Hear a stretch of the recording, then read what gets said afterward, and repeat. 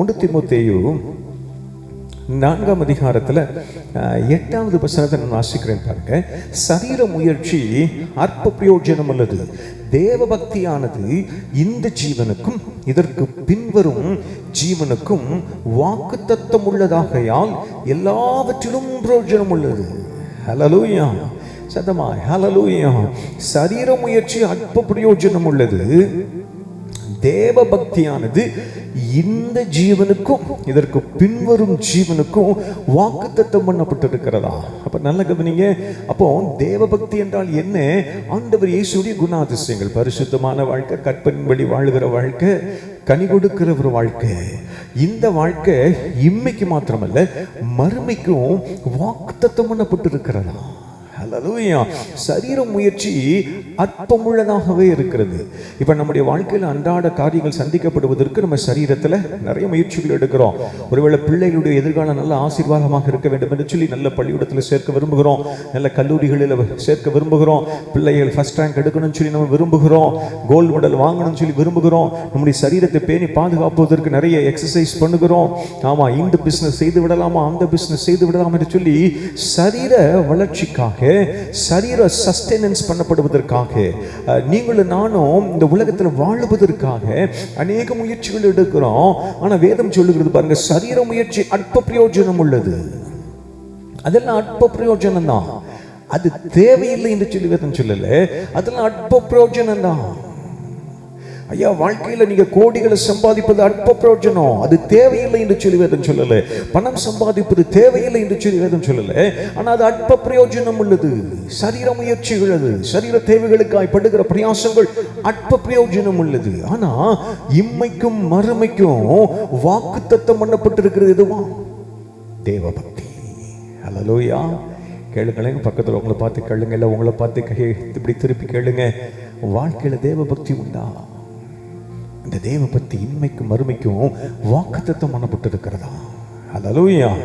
ஆண்டவர் இயேசு கிறிஸ்துவுடைய குணாதிசயம் என்ன, தன்மை என்ன?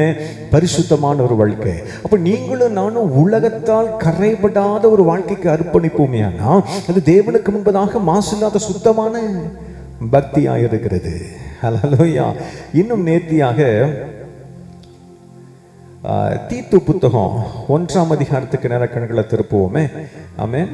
தீத்து 1ஆம் அதிகாரம், ஆமென், 3வது வசனத்தை நான் வாசிக்கிறேன். தீத்து 1ஆம் அதிகாரம் 3வது வசனம், பொய்யுரையாத தேவன் ஆதிகாலம் முதல் நித்திய ஜீவனை குறித்து வாக்குத்தத்தம் பண்ணி அதை குறித்து நம்பிக்கையை பற்றி தேவ பக்திக்கு ஏதுவான சத்தியத்தை அறிகிற அறிவும் விசுவாசமும் தேவனால் தெரிந்து கொள்ளப்பட்டவர்களுக்கு உண்டாகும்படி தேவ பக்திக்கு ஏதுவான சத்தியத்தை அறிகிறாரு.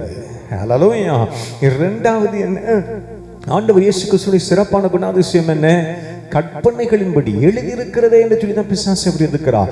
அப்போ தேவ பக்தி உங்களுடைய என்னுடைய வாழ்க்கையில வெளிப்படுத்த வேண்டும் என்று விரும்புகிறோம். அது வெளிப்படுகிறது என்பதை எப்படி அறிந்து கொள்ள முடியும்? சத்தியத்தை அறிகிற அறிவு நமக்கு தேவை. ஆமென். கற்பனைகளின்படி வாழ நம்மை அர்ப்பணிக்கிற, ஆமென், கிருபை நிறைந்த வாழ்க்கை நமக்கு தேவை. வசனத்தின்படி வாழ நீங்களும் நானும் அர்ப்பணிக்க அழைக்கப்படுகிறோம். மத்தேயு 22ஆம் அதிகாரத்தில் 37, 38, 39, முழு மனதோடு முழு பலத்தோடு முழு ஆத்துவமோடு உன்னை படைத்த அன்பின் ஆண்டவராகிய கர்த்தரிடத்தில் அன்பு கூறுவாயாக. இதற்கு ஒப்பா இருக்கிற 2வது கற்பனை என்னவென்றால், உன்னிடத்தில் நீ அன்பு கூறுவது போல பிறனிடத்தில் அன்பு கூறுவாயாக. இந்த சத்தியத்தை அறிகிற அறிவு நமக்கு தேவை. இது இருக்குமேனா தேவ பக்தி வெளிப்படும். ஒரு அலையிலே சொல்லுங்களேன். ஹல்லேலூயா, ஹல்லேலூயா. இன்னும் நேர்த்தியாக பாருங்க, கனி கொடுக்கிற ஒரு வாழ்க்கை. ஆமென். என் ஆண்டவர் இயேசு பிதாவாகிய தேவனுடைய உள்ளத்தை நன்கு அறிந்தவராக வாழ்ந்தார். ஆகவே அவர் கனி கொடுத்தார் என்பதை நாம் அறிந்திருக்கிறோம். கனி கொடுக்கிற அனுபவங்கள் உண்டு. கனி கொடுப்போமேயானா அது தேவ பக்தியை வெளிப்படுத்துவதற்கு ஏதுவாக இருக்கிறது. வெளிப்படுத்துகிறோம் என்பதை நம்ம உணர்ந்து கொள்ள முடியும்.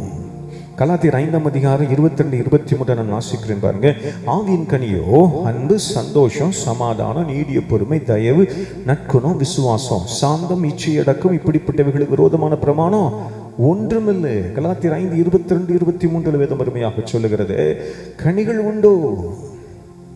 கனிகள் உண்டோ? அப்போ தேவ பக்தி என்றால் என்ன? கண்மான தேவ ஜனமே, ஆண்டவர் இயேசு கிறிஸ்துவின் குணாதிசயம், அவருடைய குணாதிசயம் என்ன?